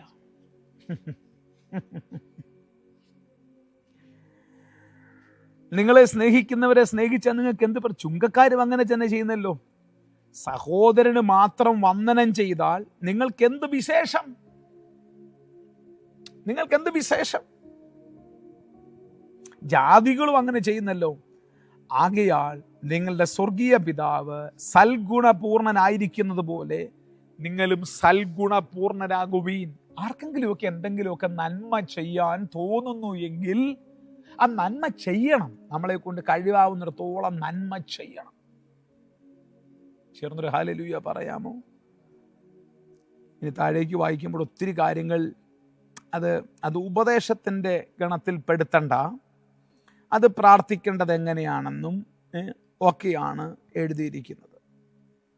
പിന്നെ അതിനകത്ത് പറഞ്ഞിരിക്കുന്ന ഒരു പ്രധാനപ്പെട്ട കാര്യം, ഉപവസിക്കുമ്പോഴെങ്ങനെയായിരിക്കണം, നിക്ഷേപം എവിടെയായിരിക്കണം, ഇതെല്ലാം എഴുതി വന്നിട്ട് കർത്താവ് പറഞ്ഞിരിക്കുന്ന ഒരു പ്രധാനപ്പെട്ട കാര്യമുണ്ട്. 7-ാം അധ്യായത്തിലേക്ക് വന്നേ.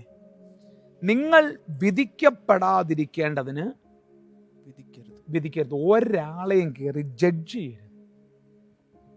ഒരാളെ അവൻ ശരിയല്ല, അവൾ ശരിയല്ല, വിധിക്കരുത്. നീ എന്താണോ വിതയ്ക്കുന്നത് അത് നീ കൊയ്യും. ഒരാളെയും വിധിക്കരുത്. നിനക്കതിന് പെർമിഷൻ തന്നിട്ടില്ല. അത് എഴുതി വിധിക്കരുത്, സോഷ്യൽ മീഡിയയിൽ ഫോട്ടോ ഇട്ട് വിധിക്കരുത്, ഏതെങ്കിലും ഗ്രൂപ്പിൽ ഷെയർ ചെയ്ത് വിധിക്കരുത്. 3-ാം വാക്യം കൂടെ വായിരമോനെ. സ്വന്തം കണ്ണിലെ കോൽ ഓർക്കാതെ സഹോദരന്റെ കണ്ണിലെ കരട് നോക്കുന്നത് എന്തിന്? എന്തോ പ്രശ്നം അറിയാം. നിങ്ങൾ ചിന്തിച്ചേ, വലിയ പ്രശ്നത്തിൽ നിന്ന് കർത്താവ് എന്നെ അവിടെ രക്ഷിച്ചിരിക്കുക. നിങ്ങൾ എപ്പോഴെങ്കിലും ചിന്തിച്ചിട്ടുണ്ടോ? ഈ ശമരിയ സ്ത്രീ എവിടെയെങ്കിലും പ്രസംഗിക്കാൻ അവസരം കിട്ടുമ്പോൾ ശമരിയ സ്ത്രീ വാട്സാപ്പ് ഉപയോഗിക്കുന്ന സഹോദരിയെ കുറ്റം പറയരുത്. മനസ്സിലാവുന്നുണ്ടോ? ശമരിയ സ്ത്രീ ഈ സഹോദരിമാരുടെ മീറ്റിങ്ങിന് പ്രസംഗിക്കാൻ ശമരിയ സ്ത്രീക്ക് അവസരം കൊടുക്കുമ്പോൾ ചായ കുടിക്കാൻ പോയ സഹോദരനെയും സഹോദരിയെയും കുറ്റം പറയരുത്. നീ 5 ഭർത്താവിൻ്റെ കൂടെ നടന്ന് രക്ഷപ്പെട്ടയാളാ. നമ്മുടെ ഇപ്പോഴത്തെ പല പ്രസംഗങ്ങളും ഈ ശമരിയ സ്ത്രീയുടെ വിശുദ്ധി പ്രഭാഷണം പോലെയും ഈ പട്ടണത്തിലെ പാപിനിയായ സ്ത്രീ വിശുദ്ധിയെക്കുറിച്ച് പ്രസംഗിക്കുന്നതിനേക്കാൾ കൂടുതൽ എനിക്കിഷ്ടം കൃപയെക്കുറിച്ച് പ്രസംഗിക്കുന്നതേക്കാൻ. ഞാൻ പറഞ്ഞ മനസ്സിലായോ? നമ്മുടെ പല പ്രശ്നങ്ങൾ എന്താ അറിയാം, നമ്മുടെ കണ്ണിൽ ഭയങ്കര കോലിരിക്കുമ്പോൾ മറ്റവന്റെ കണ്ണിലെ കരടെടുക്കാൻ നടക്കുക.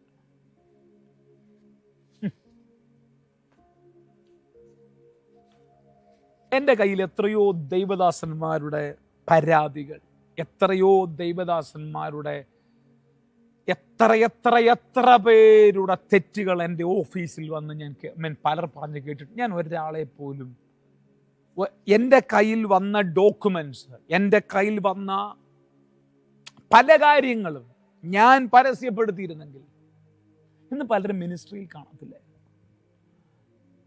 അതിൻ്റെ അർത്ഥം ഞാൻ പെർഫെക്റ്റ് എന്നല്ല.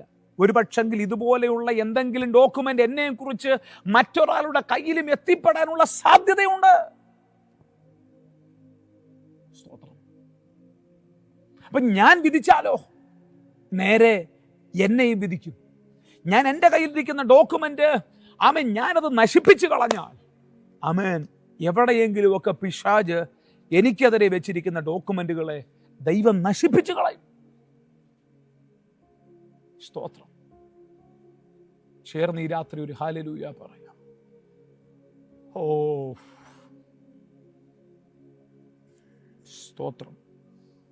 സ്വന്തം കണ്ണിൽ കോലിരിക്കെ നീ സഹോദരനോട് നിന്റെ കണ്ണിൽ കരടെടുത്ത് കളയട്ടെ എന്ന് പറയുന്നത് എങ്ങനെ? ഇതാ പ്രിയപ്പെട്ട ഒരു ഉപദേശം. നീ ഒരാളെ വിധിക്കുന്നതിന് മുമ്പ്,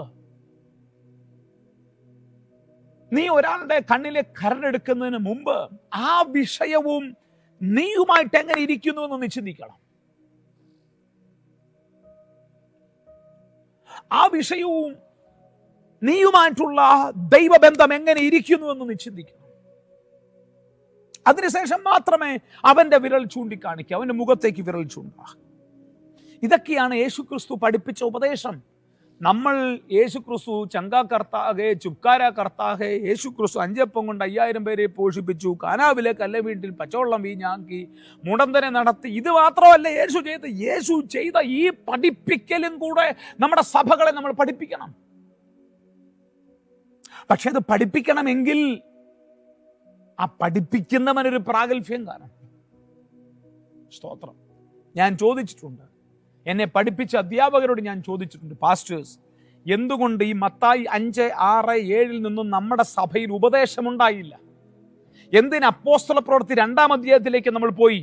അപ്പം നുറുക്കി, പ്രാർത്ഥനയെ ആചരിച്ചു, കൂട്ടായ്മ കഴിച്ചു, പ്രാർത്ഥിച്ചു, ഇങ്ങനെയുള്ള സാധനത്തിലേക്ക് നമ്മൾ എന്തിനു പോയി? ഇതായിരുന്നില്ലേ നമ്മൾ പഠിപ്പിക്കേണ്ടത്? ഇതായിരുന്നില്ലേ നമ്മുടെ പെന്തക്കോസ്റ്റിന്റെ ഒരു മാനിഫെസ്റ്റോ ആയിട്ടൊരു അടിത്തറയായിട്ട് ഇട്ടേക്കേണ്ട സാധനം? ആ പാസ്റ്റർ ചിരിച്ചുകൊണ്ട് പറയാണ്, പാസ്റ്ററെ ഇത് പ്രസംഗിക്കാനുള്ള ധൈര്യം ഇവിടെ ആർക്കും ഇല്ല, അതുകൊണ്ട് നമ്മൾ അതിനെ സ്കിപ്പ് ചെയ്ത് കളഞ്ഞെന്ന് പറഞ്ഞു. ആമേൻ. നമുക്കിതിനെ സ്കിപ്പ് ചെയ്യണ്ട. നമ്മൾ ഇൻ ക്രൈസ്റ്റ് ആണ്. നമ്മൾ ക്രിസ്തുവിൽ നിൽക്കാൻ ആഗ്രഹിക്കുന്ന ആളുകളാണ്. നമുക്കിത്തരം ഉപദേശങ്ങൾ പ്രസംഗിക്കപ്പെടുത്താൻ എനിക്ക് ഭയങ്കര സന്തോഷമുള്ള ആളാണ്. ഹല്ലേലൂയ. എൻ്റെ കൂടെ രാത്രി ഉണ്ടോ? ആമേൻ. കപടഭക്തിക്കാരെ, മുമ്പേ കണ്ണിൽ നിന്നും കോലെടുത്ത് കളയുക, പിന്നെ സഹോദരന്റെ കണ്ണിൽ നിന്ന് കരടെടുത്ത് കൊള്ളുകയാണ്. ആമേൻ. എൻ്റെ കൂടെ ഉണ്ടോ? ഒരു സഹോദരനെ വിധിക്കാൻ എങ്ങനെ പറ്റും? എങ്ങനെയാണ് ഒരു സഹോദരനെതിരെ കുറ്റം എങ്ങനെ പറയാൻ പറ്റും? ആ കാര്യങ്ങളെങ്കിലും ഒരു ബേസിക്കലി ഇന്നത്തെ ഉപദേശത്തിന്റെ കാവലാളുകൾ എന്ന് പറയുന്ന ആളുകൾക്ക് മനസ്സിലായിരുന്നെങ്കിൽ, ആ ഉപദേശമെങ്കിലും മനസ്സിലായിരുന്നെങ്കിൽ വാപൂട്ടയിൽ നിങ്ങൾ വീട്ടിയിരുന്നേ. ഓക്കെ, എൻ്റെ ഭാഗത്തൊരു തെറ്റുണ്ടായി, റൈസൺ തോമസ് ഒരു തെറ്റ് ചെയ്തു, അല്ലെങ്കിൽ റൈസൺ തോമസ് പ്രസംഗിക്കുന്ന ഒരു ഉപദേശത്തിൽ എന്തോ പാകപ്പിഴ സംഭവിച്ചു എന്ന് നിങ്ങൾക്ക് തോന്നിയാൽ നിങ്ങൾക്ക് എന്നെ തിരുത്താം. ഇതെങ്ങനെ തിരുത്തണമെന്ന് വേദപുസ്തകം പറഞ്ഞിട്ടുണ്ട്. എങ്ങനെ തിരുത്തേണ്ടത്? എന്നെ നേരിട്ട് വന്ന് കാണണം, അല്ലെങ്കിൽ ഇപ്പൊ നേരിട്ട് കാണണ്ട, ഒരു വാട്സാപ്പിൽ മെസ്സേജ് ഇടണം, അല്ലെങ്കിൽ ഒരു ഫോൺ ചെയ്യണം. ഉദാഹരണം, ബിനോയ് ചെയ്ത ഒരു കാര്യം തെറ്റാണ്, അത് നീ ഒറ്റയ്ക്കുള്ളപ്പോൾ, ആദ്യം നീ ഒറ്റയ്ക്കുള്ളപ്പോൾ വന്ന് നിന്റെ തെറ്റിനെ ബോധ്യപ്പെടുത്തണം. ആ തെറ്റിനെ ബോധ്യപ്പെടുത്തുമ്പോൾ നിനക്ക് ആ തെറ്റ് മനസ്സിലായാൽ അവിടം കൊണ്ട് ആ ചാപ്റ്റർ ക്ലോസ് ചെയ്യണം. പിന്നെ അത് ആരോടും പറയരുത്. അതല്ല, നീ അവിടെ തിരുത്തപ്പെട്ടില്ല എങ്കിൽ സഭയിലെ 1-2 പ്രധാനപ്പെട്ട ആളുകളെ, നിന്നെ ഇൻഫ്ലുവൻസ് ചെയ്യാൻ പറ്റുന്ന, നിന്നെ ടീച്ച് ചെയ്യാൻ പറ്റുന്ന ഒരു 2-3 പേരുമായിട്ട് നിന്നെ കാണാൻ വരണം. എന്നിട്ട് അവരുടെ മധ്യത്തിൽ നിന്റെ തെറ്റിനെ ചൂണ്ടിക്കാണിക്കണം. ഇതും പരിഹരിക്കപ്പെട്ടില്ലെങ്കിലാണ് പൊതുസഭയിൽ ഈ കാര്യം കൊണ്ടുവരേണ്ടത്. സോഷ്യൽ മീഡിയയിൽ ഒരു അഭിഷക്തനെ കുറ്റം പറയാൻ നിനക്കാരാ ധൈര്യം തന്നെ? സോഷ്യൽ മീഡിയയിൽ ഒരാളെ വിധിക്കാൻ നിങ്ങൾക്കാരാ പെർമിഷൻ തന്നെ? നിങ്ങൾ ഏത് വചനത്തിൻ്റെ അടിസ്ഥാനത്തിൽ നിന്നാണ് ഒരാളെ വിമർശിക്കുന്നത്? എന്നെ വിമർശിച്ചു, ഒരു പ്രശ്നവുമില്ല. വിമർശിക്കേണ്ടത് സോഷ്യൽ മീഡിയ പ്ലാറ്റ്ഫോമിലല്ല. ഒരു വാക്ക്, നിങ്ങൾ എന്നെ സ്നേഹിക്കുന്നെങ്കിൽ റൈസൺ ബ്രദറെ, നിങ്ങൾ പ്രസംഗിച്ച ആ പ്രസംഗത്തിനകത്തൊരു പാകപ്പിഴയുണ്ട്, നിങ്ങളത് തിരുത്തണം കേട്ടോ. ഞാനത് തിരുത്തിയില്ല എങ്കിൽ നിങ്ങൾ 2-3 പേരുമായിട്ട് വീണ്ടും എന്നെ വിളിക്കുക. പാസ്റ്റർ റൈസൺ തോമസ്, നിങ്ങൾ പ്രസംഗിച്ച പ്രസംഗം തെറ്റാണ്, അത് തിരുത്തണം കേട്ടോ. ഇതും ഞാൻ തിരുത്തപ്പെട്ടില്ല എങ്കിൽ നിങ്ങൾ യൂട്യൂബിലോ ഫേസ്ബുക്കിലോ ട്വിറ്ററിലോ എവിടെ വിട്ടോ. പക്ഷെ ഈ 2 സ്റ്റെപ്പ് കഴിഞ്ഞിട്ടേ നിനക്ക് 3-ാമത്തെ സ്റ്റെപ്പിലേക്ക് പോകാൻ റൈറ്റ് ഉള്ളൂ. നേരിട്ട്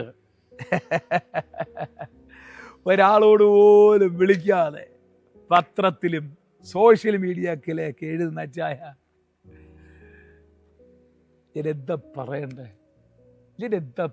നിങ്ങളെക്കുറിച്ച്? എൻ്റെ വാഗുകൊണ്ട് നിങ്ങളെ ഞാൻ ഒന്നും പറയത്തില്ല. കാര്യം എനിക്ക് അഗ്നി നരകത്തിന് യോഗ്യനാകണ്ട.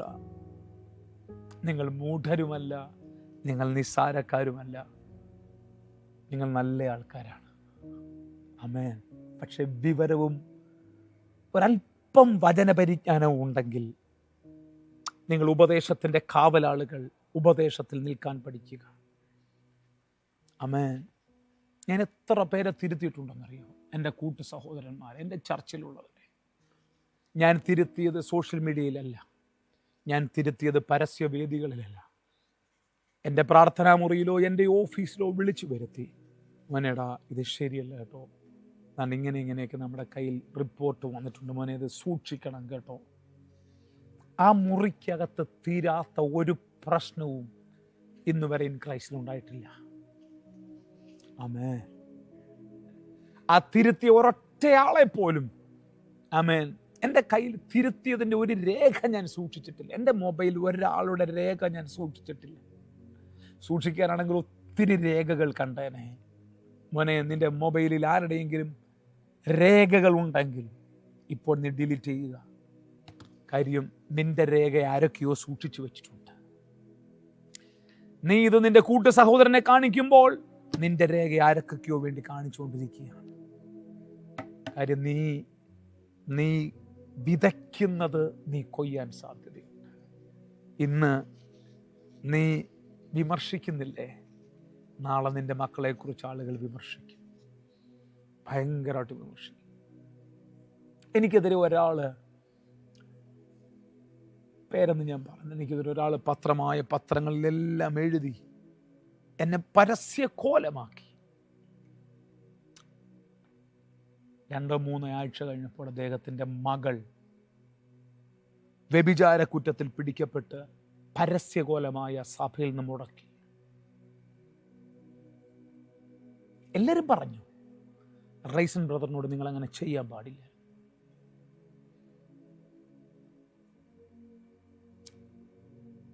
ഞാൻ അന്നിനും എൻ്റെ ഇത്രയും നാളത്തെ ശുശ്രൂഷ പരിചയത്തിൽ ഞാൻ ഒരാൾക്കെതിരെ സംസാരിക്കാൻ ഞാൻ തിരുത്താറുണ്ട്. ഞാൻ ഒരുപാട് പേരെ തിരുത്താറുണ്ട്. പിന്നെ പരിശുദ്ധാത്മാവിനെ വെച്ച് വ്യാജം കാണിക്കുന്നു എന്ന് തോന്നി, കള്ളപ്രവചനം പറയുന്നു എന്ന് തോന്നില്ല. ഒരു കാരണവശാൽ അവനുമായിട്ട് കോംപ്രമൈസ് ഇല്ല. ഒരു കാരണവശാൽ കോംപ്രമൈസ് ചെയ്യത്തില്ല. കാര്യം അപ്പോസ്തല പ്രവൃത്തിയുടെ മിഷണറി യാത്രയിൽ എലീമസിനോടും അപ്പോസ്തല പ്രവൃത്തി 8-ാം അധ്യായത്തിൽ ശീമോനോടും അപ്പോസ്തലന്മാരെടുത്തൊരു നിലപാടുണ്ട്. ദുഷ്ടനെ പിശാചിന്റെ മകനെ എന്ന് വിളിച്ച് ശാസിച്ച് ബത്സിച്ചതുപോലെ പരിശുദ്ധാത്മാവിനെ വെച്ച് വ്യാജം കാണിക്കുന്നവനെ ഞാൻ ബത്സിക്കും. അതല്ല, ഒരബദ്ധം പറ്റിപ്പോയി, ഒരു പ്രശ്നമുണ്ടായി, അവനെ സ്നേഹിച്ച് അവനെ ചേർത്ത് പിടിക്കും. അപ്പം ഇങ്ങനെയൊക്കെയുള്ള ഉപദേശങ്ങളിലേക്ക് നമുക്ക് മടങ്ങി വരാം. നമുക്ക് ഈ ഒട്ടകത്തെ വിഴുങ്ങിയിട്ട് കടുകിനെ അരിക്കുന്ന സ്വഭാവം നമുക്ക് നിർത്താം. നമുക്ക് ഹൃദയം കൊണ്ട് ദൈവവചനത്തെ സ്നേഹിക്കാം. ദൈവവചനത്തിലേക്ക് മടങ്ങി വരാം. ഒരു അഭിഷേകത്തിൽ നമുക്ക് നിൽക്കാം. അല്പസമയം വായികൾ തുറന്ന് എല്ലാവരും ഒന്ന് പ്രാർത്ഥിച്ചോട്ടെ. നിങ്ങൾ ഇതുവരെയും ഇത്തരത്തിലുള്ള സന്ദേശങ്ങൾ കേട്ടിട്ടില്ലാത്ത ആളുകളാണെങ്കിൽ ഇന്ന് രാത്രി കർത്താവിനോട് പറ, കർത്താവേ, ദൈവവചനത്തിൽ നിൽക്കുവാൻ, ദൈവവചനപ്രകാരം ജീവിക്കുവാൻ, ദൈവവചനപ്രകാരം നിലനിൽക്കുവാൻ എനിക്ക് ഭാഗ്യം തരണേ. ദൈവവചനപ്രകാരം നിലനിൽക്കുക എന്ന് പറഞ്ഞാൽ വെള്ളയുടുപ്പിടുന്ന അല്ല ബ്രദറെ. ദൈവവചനപ്രകാരം നിലനിൽക്കുക എന്ന് പറഞ്ഞാൽ മീശയും താടി എടുക്കുന്ന അല്ല ബ്രദറെ. ദൈവവചനപ്രകാരം നിലനിൽക്കുക എന്ന് പറഞ്ഞാൽ മാലയും കമ്മലും ഊരുന്നതല്ല സിസ്റ്ററെ. ദൈവവചനപ്രകാരം നിലനിൽക്കുക എന്ന് പറഞ്ഞാൽ ഞാൻ ഈ പറഞ്ഞതുപോലെ മത്തായി 5:6-7 ആ വചനത്തിൽ നിൽക്കുക എന്നുള്ളതാണ്. എന്നിട്ട് യേശു കർത്താവ് പറഞ്ഞൊരു കാര്യമുണ്ട്, എൻ്റെ ഈ വചനം കേട്ട് വീട് പണിയുന്നവൻ, ഈ വചനം കേട്ട് അനുസരിക്കുന്നവൻ പാറമേൽ വീട് പണിത ബുദ്ധിയുള്ള മനുഷ്യനോട് തുല്യനാകും. വൻമഴ ചൊരിയും, കാറ്റതിന്മേൽ അടിക്കും, പക്ഷേ അത് പാറമേൽ അടിസ്ഥാനമിട്ടതാകൊണ്ട് അത് നിലനിൽക്കും. അപ്പോൾ പാറ എന്ന് പറയുന്ന ഡോക്ട്രീൻ എന്തെന്നറിയാമോ? മാത്യു 5, മാത്യു 6, മാത്യു 7. അതാണ് പെന്തക്കോസ്റ്റലിൻ്റെയും ക്രിസ്ത്യാനിറ്റിയുടെയും അടിത്തറയാകണ്ട ആമേൻ കോൺക്രീറ്റ് ഡോക്ട്രീൻ എന്ന് പറയുന്നത് ഇതാണ്. ഇതിൽ നിൽക്കാൻ നമുക്കും ശ്രമിക്കാം. പരിധി വരെ നമുക്കും ഏൽപ്പിച്ചു കൊടുക്കാം. പരിശുദ്ധാത്മാവ് അതിന് നിങ്ങളെ സഹായിക്കട്ടെ. God bless you. നിങ്ങൾക്ക് എന്തെങ്കിലും ഡൗട്ട്, ഞാൻ ഈ പറഞ്ഞ കാര്യവുമായിട്ട് ബന്ധപ്പെട്ട് എന്തെങ്കിലും ഡൗട്ട് ഉണ്ടെങ്കിൽ നിങ്ങൾ എന്നെ ടെക്സ്റ്റ് ചെയ്യുക, അല്ലെങ്കിൽ നമ്മുടെ ഗ്രൂപ്പിൽ ചോദിക്കുക. ഞാൻ നിങ്ങൾക്ക് മറുപടി തരാം. God bless you. ദൈവം അനുഗ്രഹിക്കട്ടെ. Have A wonderful night. God bless you.